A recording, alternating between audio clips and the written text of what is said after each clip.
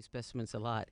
And they're not called pyramid ants because of the shape of their mound. Their mounds are like upside down pyramids because they're very conical in shape. But if you have a high powered enough microscope, then you can see that in the area between their abdomen and their thorax is a little structure that looks exactly like a little small four to a three shaped sided pyramid.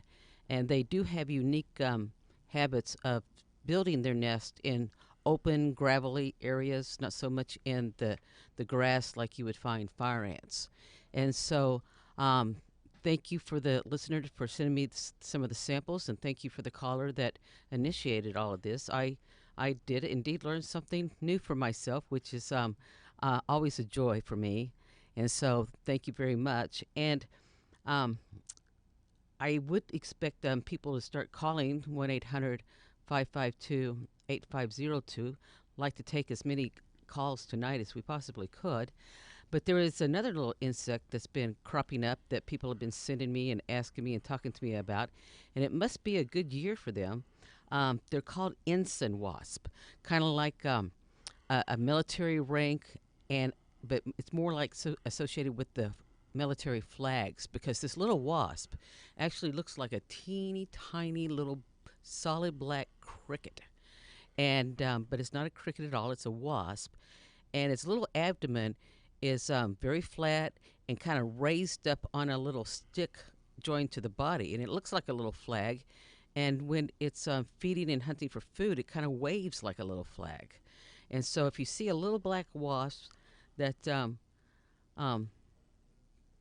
that looks like a cricket, it might be them. But a cool thing about their behavior is that the females are actually extremely beneficial because they will actually lay an egg inside the egg case of cockroaches. Hmm. And so they're not parasites, but they're predators of cockroaches. And then the little wasp larvae will eat all of the eggs or all the little baby cockroaches developing. And so they're extremely beneficial. So they're welcome to come into my house anytime, you know. But then again, if they're in your house, it may mean that you have a cockroach problem. And so you kind of have to take, you know, one good sign with another bad sign. But they must be very abundant this year because I've been getting a lot of inquiries about those. What are these little black things? Now, that's interesting because we have, they're not real small, but a group of black wasp that are literally living outside of this building in our awning. There's a lamp up there, you know, a light fixture, and you see them flying up into that all the time. Now, they don't bother any of us. They, you know, they're not aggressive or anything, but they are almost completely black and definitely wasps. Yeah. Yeah. Most wasps are either parasites where they develop in another animal because their egg was laid there, or they're predators. Um, there's very, very few wasps that will even associate themselves with plants, of course, other than the bees, which are good pollinators Hmm. because they're collecting the nectar as well. And so, but wasps are very interesting itself. And I wouldn't be surprised. This is about the time of year that we start seeing the big cicada killers because they seem to be active between the time, more active between the time of summer and fall, although they've been here all summer long. So these, of course, are the largest hornets. But again, as Bill said about those other black wasps, they are not aggressive at all. And that's true with most wasps. If you leave them alone, they'll leave you alone, but don't get too close to their nest unless you have one of those cans that shoot 27 feet of insecticide up in the air, and then you can stand back a ways. Yeah, I don't generally like to mess with wasps, and they don't mess with me, so I just leave them go. You are listening to What's Bugging You with our resident entomologist, Dr. Beverly Burden, and we'll take your calls right now at 800-552-8502. That's 800-552-8502. Any question regarding our insect world, both the fiendish and the friendly kind, are welcome, and we hope you'll call in. In the meantime, we did have some pictures submitted. We didn't get to these last month, so we've decided to hold them over for this month. And the first one is from Jessica Poor, and she is from up in Farmersville, and she submitted this image of a spider, and you could see right next to her hand. If you go ahead and look online to our website, or if you're following on YouTube, Dr. Beverly Burden is holding up the picture right now to the camera. This spider is quite attractive looking. I was wondering what kind this was. 95% of the time, when you see a spider that size with a multicolored, either black and white or black and yellow, sometimes even some red in it, it's going to be what we call the Aragope spiders. These are the common garden spiders, and they're extremely beneficial. They're a very important part of both the urban ecosystem and the rural ecosystem, and they are not aggressive either. And so I just leave them alone. They're a beautiful part, and they're just beautiful animals in general. But if you're somebody who likes to go traipsing in the woods around here, it's very possible that you're going to come face to face with one. Well, that's why I carry a big stick, Bill. Okay, there you go. And I can knock things down in front of me and go ahead and go right through the woods without any problem at all. But they are notorious for building these huge webs, Oh, yeah. and they'll set them up at night and take them down in the wee hours of the morning. And that's of course how they capture their food. They're passive predators, so to speak. They let the prey come to them. You are listening to What's Bugging You with our resident entomologist, and our phone lines are open, and no phone calls right now, so you can get right in at 800-552-8502. That's 800-552-8502. 8502. Give us a call right now with any question regarding our insect world, both the fiendish and the friendly kind. And we're going to move on to a tiny little ant, it looks like, that Tim Schnell, who is one of our phone volunteers tonight, he submitted this. And this is a little strange creature. The photo's a little bit blurry, but you can get an idea of what this is. Go ahead, Dr. Burden. Yeah, people see these all the time. And here in the Arklatex area, oftentimes people will call them velvet ants, which is the correct name, but many people will also call them cow killers. And they're not ants at all. They are actually a wingless female wasp. They're normally colored in red and black, but sometimes they'll be a little bit more of a yellowish hue to them. Mm-hmm. Please do not mess with these. Two things: they have a very powerful and a very long stinger, and they are very, I'm not going to say aggressive, but they're not doing anybody any harm. The males are winged, and they look very much like the females, and it actually looks like a little velvet. Oh, yes, I remember what else I was going to say. Their exoskeleton is extremely, extremely hard, and so if these are on a soft substrate like a lawn, if you want to step on them, they'll just, when you lift your foot, they'll just keep crawling away. They're very, very sturdy little ants, or wasp, I'm sorry, and very, very common in this area. And one of the reasons they go by the nickname of cow killers is because supposedly the sting of them are so powerful they could kill a cow. And But I doubt very that. nasty to humans, though, but very painful, are they not? I personally don't have an experience, but I do have a friend of mine that was stung one time, and she's tough. She goes, it's not so bad. But Okay. I've heard other people say very differently. Right. You are listening to what?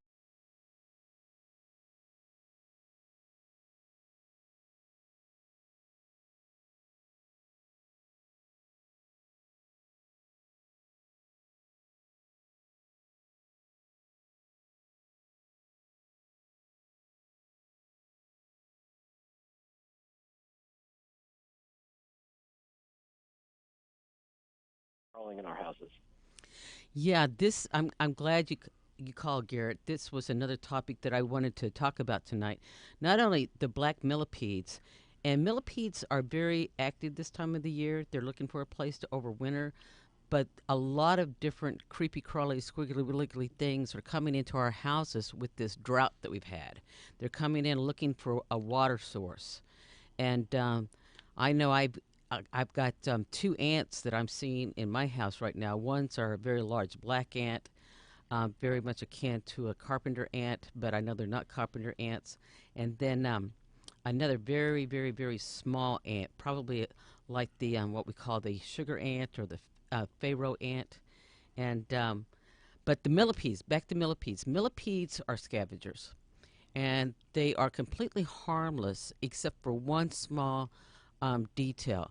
If you pick them up, since they don't have fangs like centipedes, centipedes have fangs and they have toxin glands, so they are venomous, but millipedes are not. But however, they will have these membranes that um, that connect their exoskeleton together, kind of like joints, and they can do something that's called joint bleeding, and they can squirt out this most awful smelling oily substance as a defense mechanism.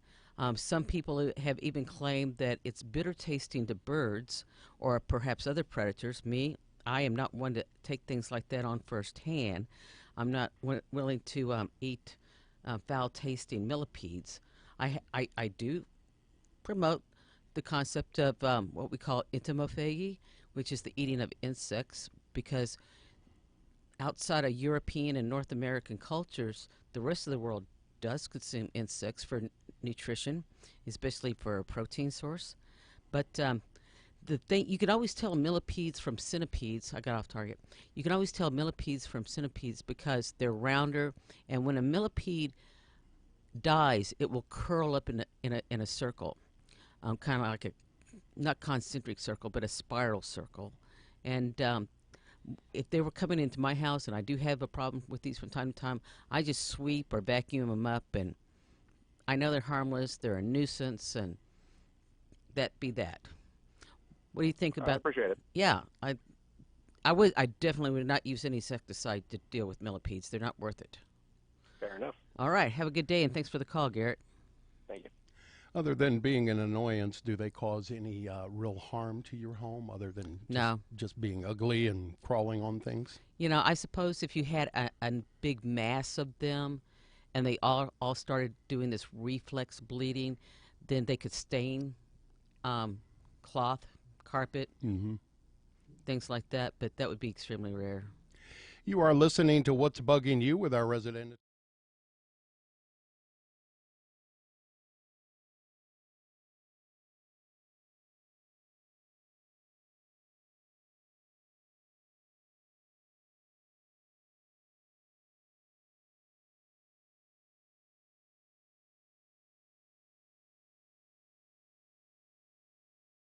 My question is about management of dirt daubers. Yeah.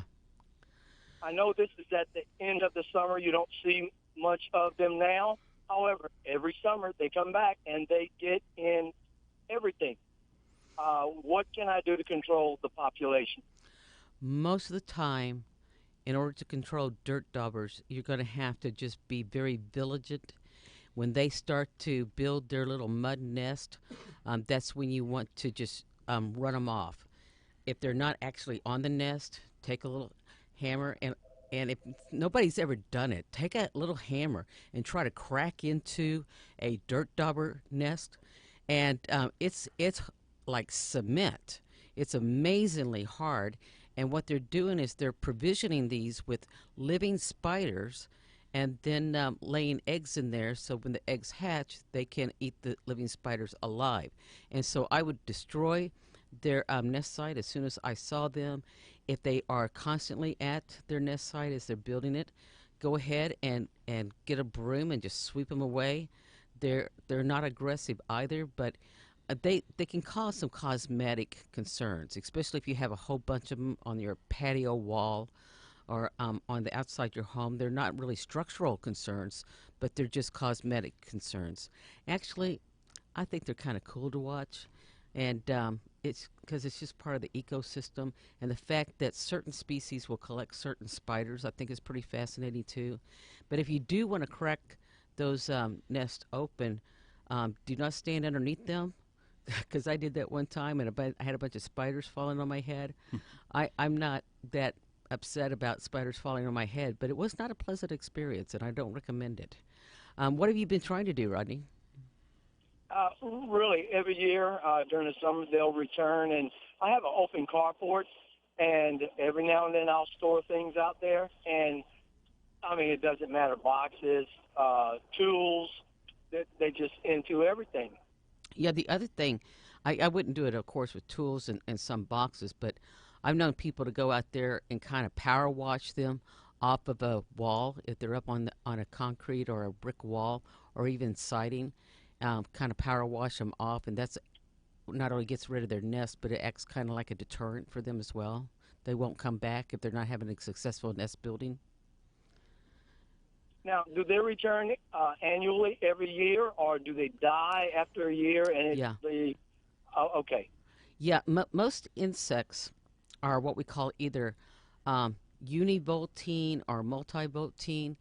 That describes the number of generations per year, but most insects don't live over a year. Of course, there's always exceptions to the rule um, with that. But as far as the mud daubers are concerned, the adults die out at the end of fall, winter, and then it's the newly hatched one in the spring that will return to where they hatched to keep building the nest. I see. Almost like salmon. I understand. Thank you very much. Good, It's been extremely helpful. good luck with that, Rodney. Thanks for the question. Thank you. Y'all have a good evening. You are listening to What's Bugging You with our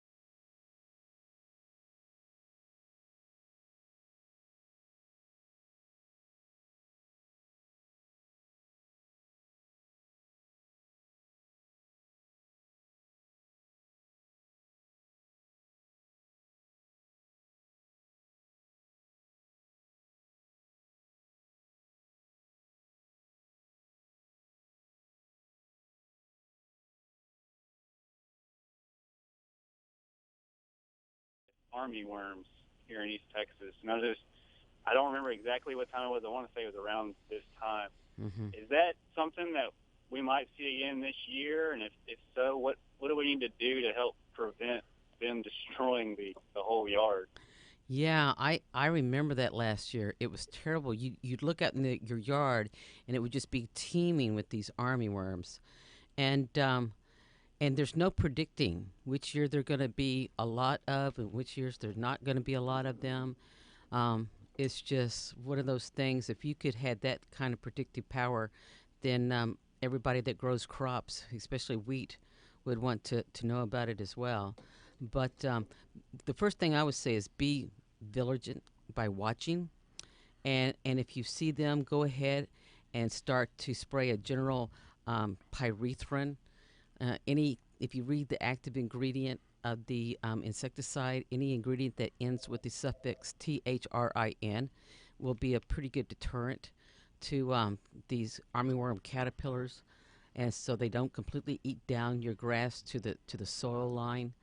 And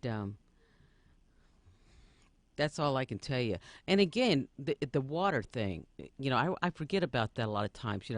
Especially if you would have a power washer. Just you see that that's what a lot of law enforcement do in these massive riots, like they're having, in Hong Kong and stuff. They just what are those? Are those called water cannons? Bill, are you familiar with that term? Yeah, I think so. Yeah, and just turn the water on them and flush them back, and that might work a little bit too. How much damage did you get last year? When was it just on your turf, or were they getting other vegetation too? We were actually able to catch it pretty early. My wife noticed them, and then but some of our neighbors didn't, and they weren't able to put granulars out, and they destroyed their whole lawn. So You know, it's nothing but weeds now. So well, they should have put down a post-emergence, after that. But sure. the thing about it is that you just have to be constantly watching. It's the same thing, Nick. Everybody goes, well, when are the insects going to take over the world? And my answer is they already have. They're just allowing us to live here with them on a daily basis, And so I tell my students a lot of times, when people think of the word entomologist, they think of somebody running through a wild meadow with a butterfly net. But, Insects can be extremely destructive. They spread diseases, but then you have the beautiful butterflies and the pollinators and the honeybees, and so you can't say that all insects are bad, and you can't say all insects are good. Sure. And so it's just one of those things. Anything else, Nick? No, that's it. I appreciate it. Okay, thanks for calling. All right, thanks, Nick.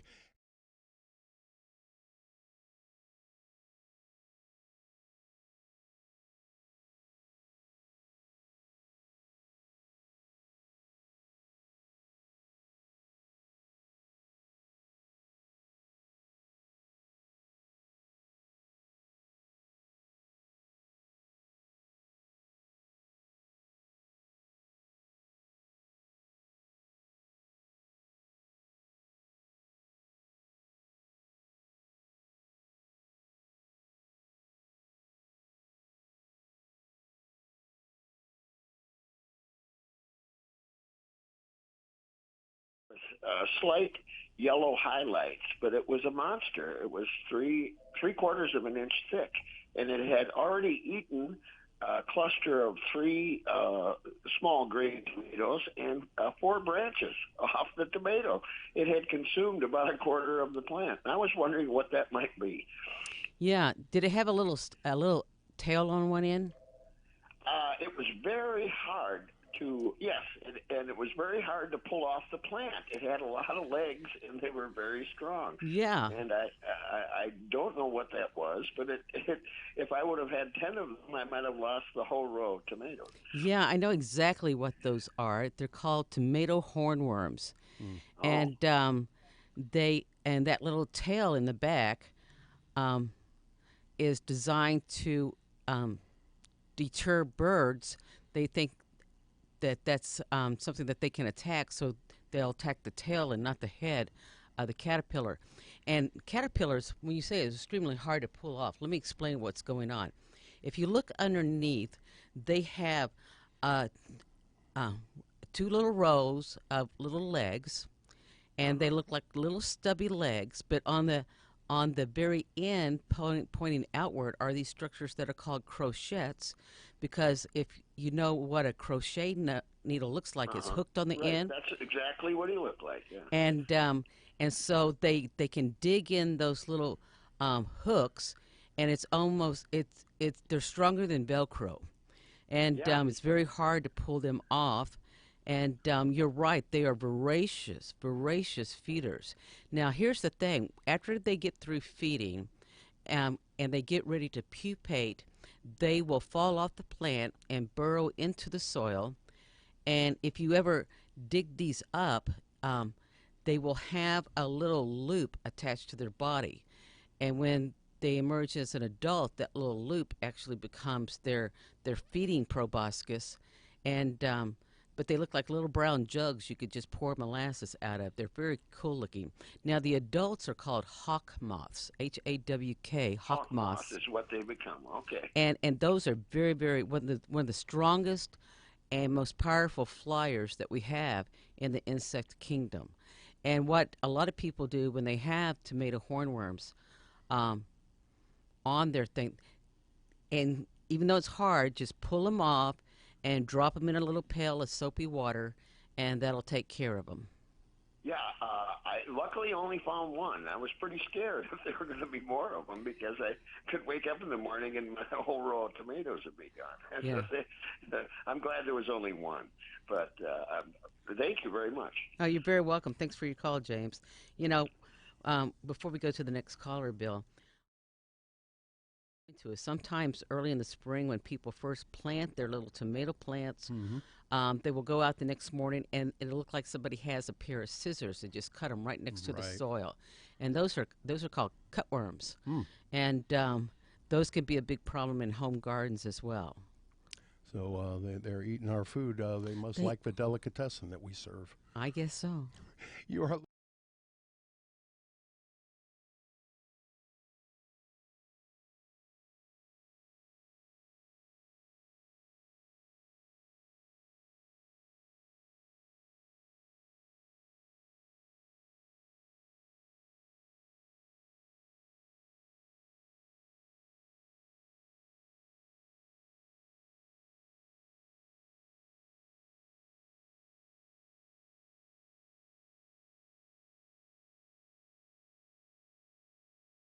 have had recently. About 2 months ago, it started. A insect called a bagworm invaded my shrubbery around my house and almost decimated the whole stand of shrubbery that we have. Mm-hmm. And I was wondering if you could help me remedy this situation. Oh, okay. This is what you're going to have to do.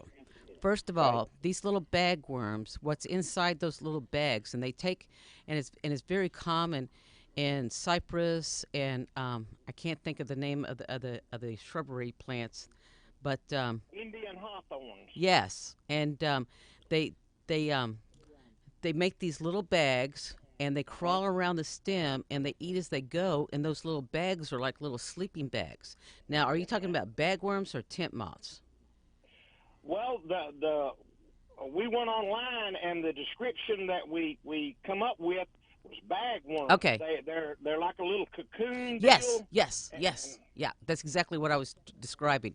And like you said cocoon, I said a little sleeping bag, because they do sleep in there, and they just crawl along and just completely defoliate whatever shrub that they're feeding on, and then they will remain attached to the plant over winter, and then they can emerge in the spring.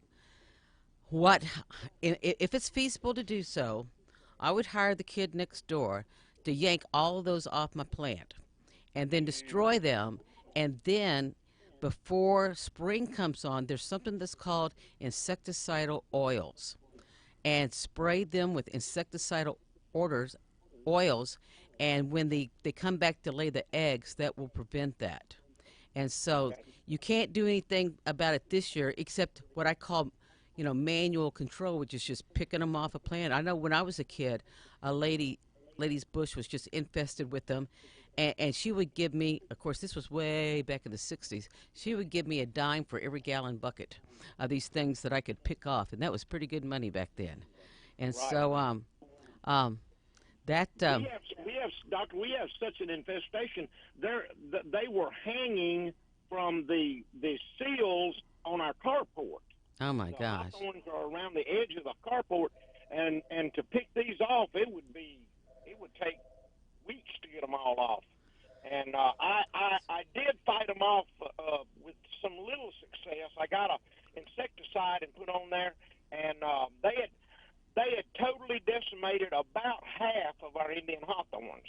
And I put this insecticide on. I sprayed the entire stand of hawthorns with this insecticide, and it helped. The leaves came back, and they're looking better. But I was kind of wanting to know what to do in the future in case I had this problem again. Yeah, insecticidal oils is what I would suggest. Okay. Do you remember what the insecticide was called, Mike?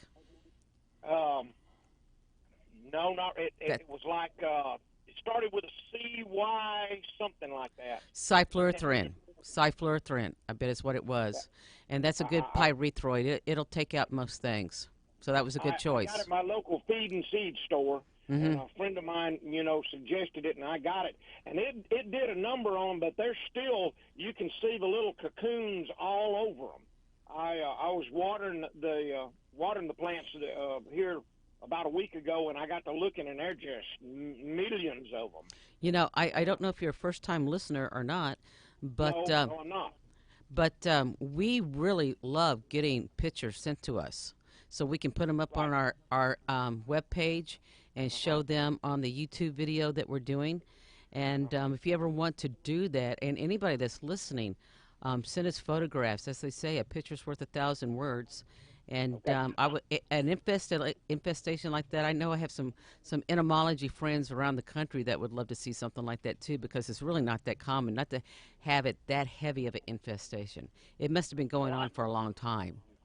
Yeah, I've lived here in North Louisiana the better part of 60 years, Yep. and I've never seen anything like this. And my neighbors are farmers, chicken ranchers and stuff, cattle ranchers and stuff like that, and they've never seen anything like this. Just when you think you got Mother Nature figured out, she throws you a curveball, Mike. That is very true. Thank you very much, Doctor. Thank you. All right, and you are listening to What's Bugging You with our resident entomologist, Dr. Beverly Burden. You can give us calls right now at 800.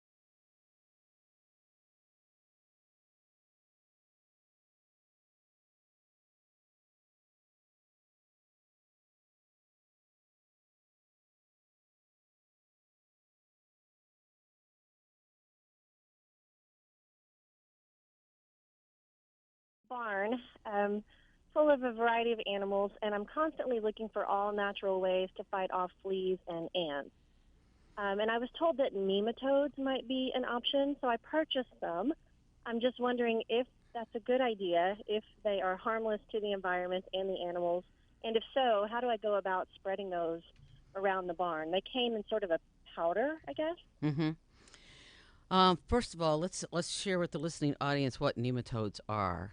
Nematodes are very small, little what we call roundworms. There's three kinds of worms in the animal kingdom.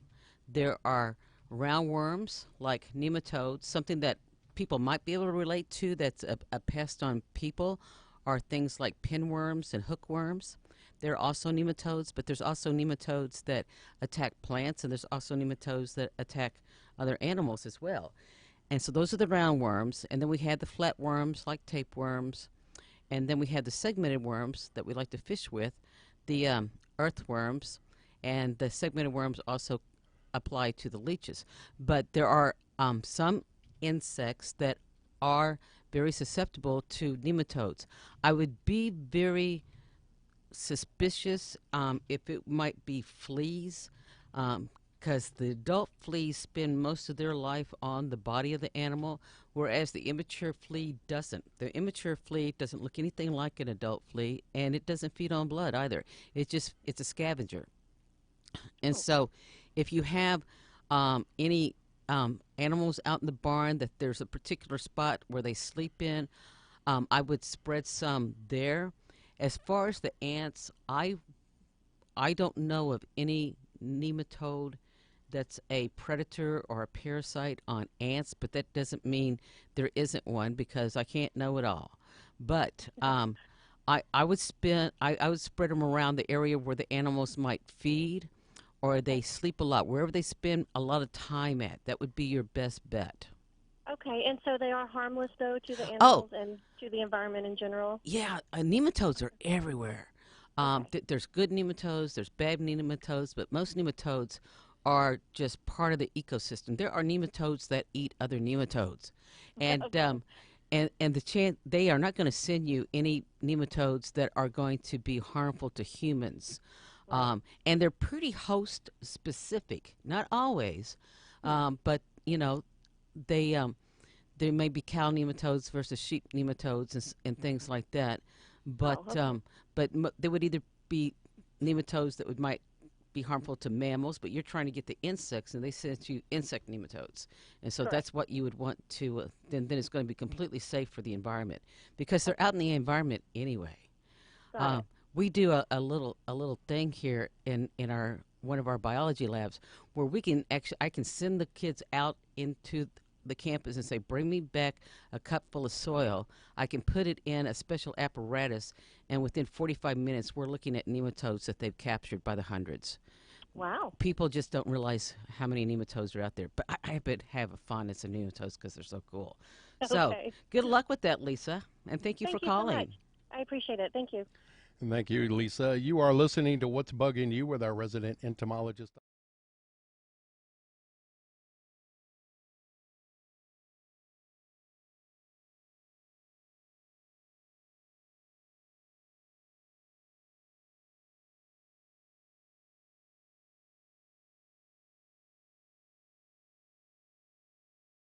Mahogany wasps is what we call them, and they're Okay. very active this time of year. We have put out tons of yellow plastic things with soapy water. Mm-hmm. I think you suggested that a couple of years ago. I have, yeah. It didn't work. Do you know It where their didn't. nest is located? Because they do build nests, and normally they're up high in the eaves of Right. buildings.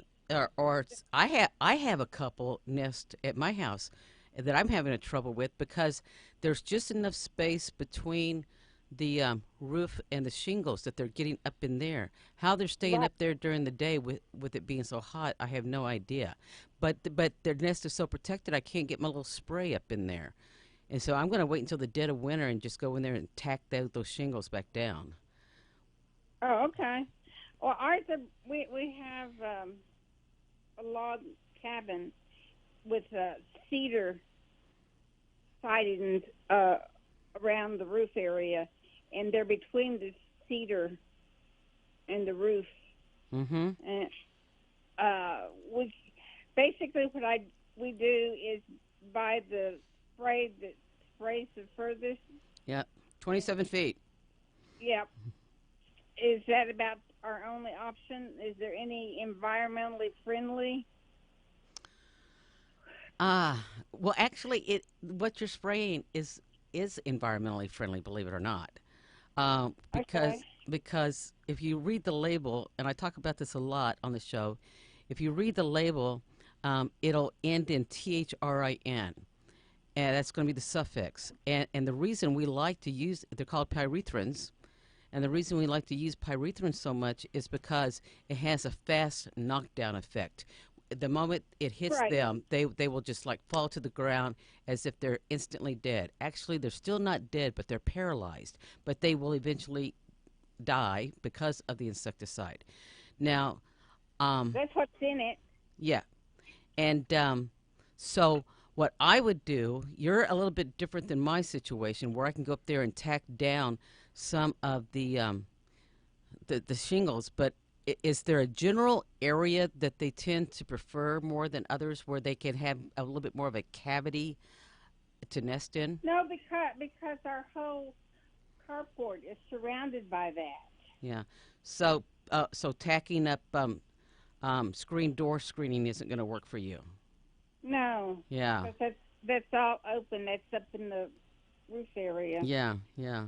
And it's already sealed together. They found holes, and we've sealed the holes of the cedar How board. have you sealed them? Are you using that foam sealer? Yeah. Yeah. And are they just chewing right through that? Yes. Ugh.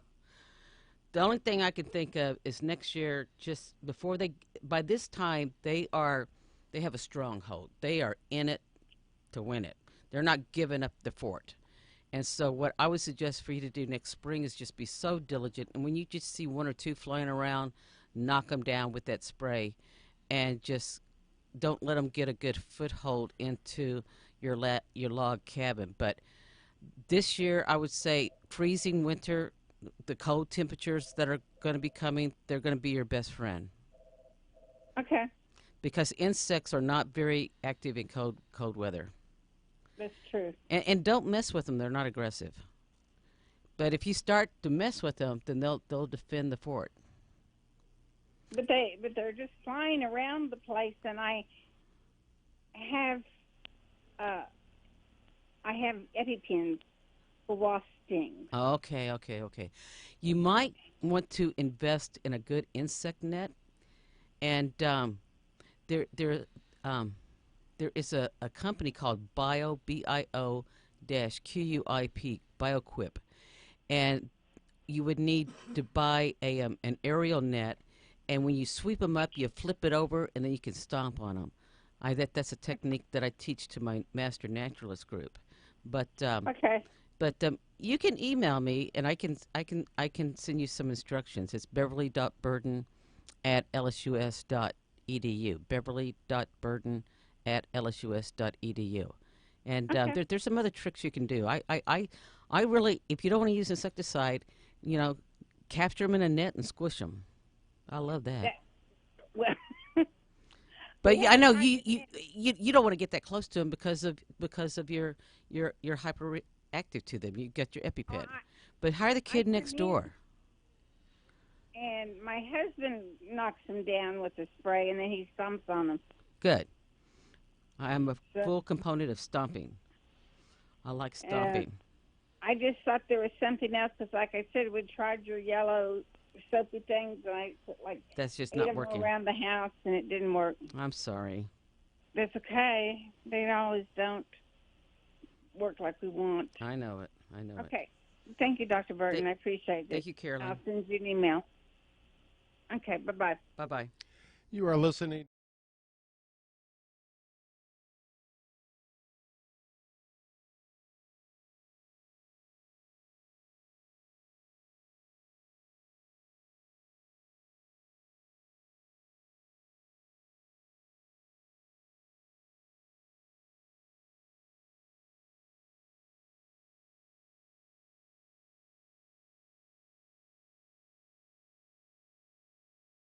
year ago, about 5 foot from it, and yellow jackets set up in it this summer. And for the most part, they've left us alone, but about a month ago, they stung my dad pretty good. And I was just wondering, what's the best way to get rid of them? Well, if they're held up in a tree, that's the problem. They are in a very stable structure. If it was me, if you can't pull them out, then trap them in. If you know where they're coming and going from, just like I was talking to Carolyn about just a minute ago, get you some nice screen door screen, and get your staple gun out there, and just trap them inside there, and just let them die from the inside. Okay, we know exactly where they're coming from because we see them coming in and out of a hole at the base of the tree. Plug that hole up with something, or put some kind of a barrier there that they can't get in and they can't get out. Yeah, they haven't messed with us too much. Like even the dogs go around them, and my dad got too close, I guess, one time, and they got him. Is he okay? I hope. Yeah, his hand swelled up pretty good for about 2 days, but after that he was fine. Okay, well that's a good thing then, if there wasn't that much of a tragic aspect to it. But yeah, I'd plug that hole or bury. So it's just to do a barrier type thing across the hole. Yeah. Now, will it be better to wait till it gets colder? I do it right now. I do it right now. Do it right now? Yeah. All right. And thank you. Other people would tell you, and of course, Clinton, if you're from East Texas, you know exactly what I'm talking about. Well, just pour some gasoline in there and set it on fire. That's why I called you, because that's what everybody else told me. I know it, but that's not always a wise thing, because then you can make almost a tree bomb out of it if it doesn't burn out right. And so, yeah, I would go the safer method, but I was just going to see if my gut instinct on the East Texas or just this general geographical area mentality was correct. You know, I've been told that by more than one person. Yeah. Set it on fire, and if you fry it and put cheese on it, we'll eat it. Yeah. All right. Well, I'll do that. Thank you. Thank you, Clinton. All right. Thank you, Clinton. And you are listening to What's Bugging You.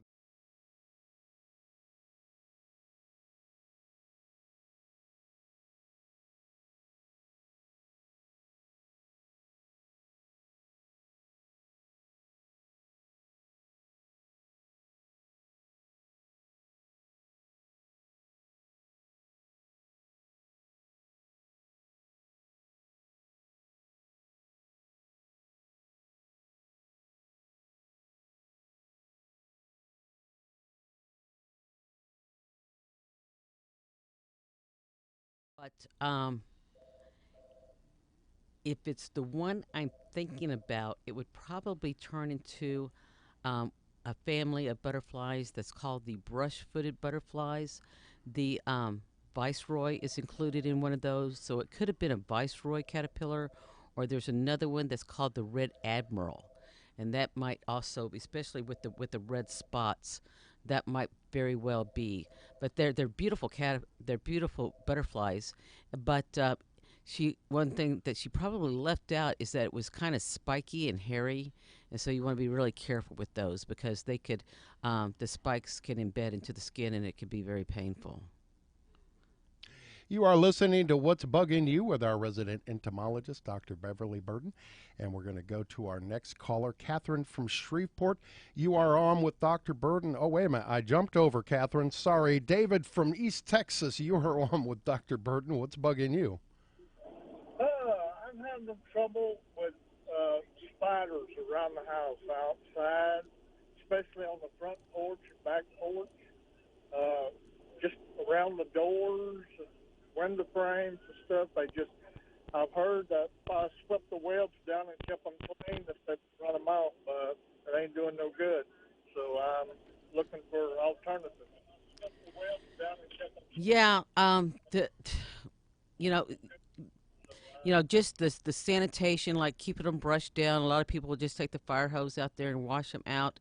But there is an insecticide that has the compound of bifenthrin, Bifrinthrin, that works pretty good for spider control. So just read the active ingredient.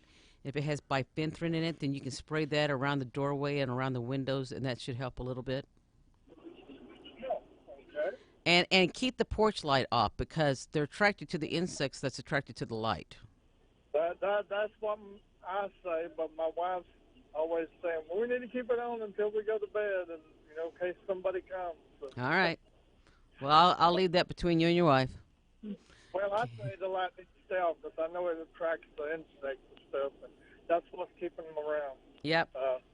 But that was my problem. So good luck, David. Thank you. You're welcome. All right, and you are listening to What's Bugging You with our resident entomologist, Dr. Beverly Burden. And we just jumped over Catherine again accidentally. Catherine, I'm going to go to you next, but on a different line so we can get to you. Catherine, what's bugging you tonight? Hi, can you hear me okay? Yes. Okay, great. I don't have a question or anything like that, Dr. Beverly. I love your show, and I love Cliff Shackelford's show also. I get a joy out of listening to it every evening. But you were about to say something about sending you pictures.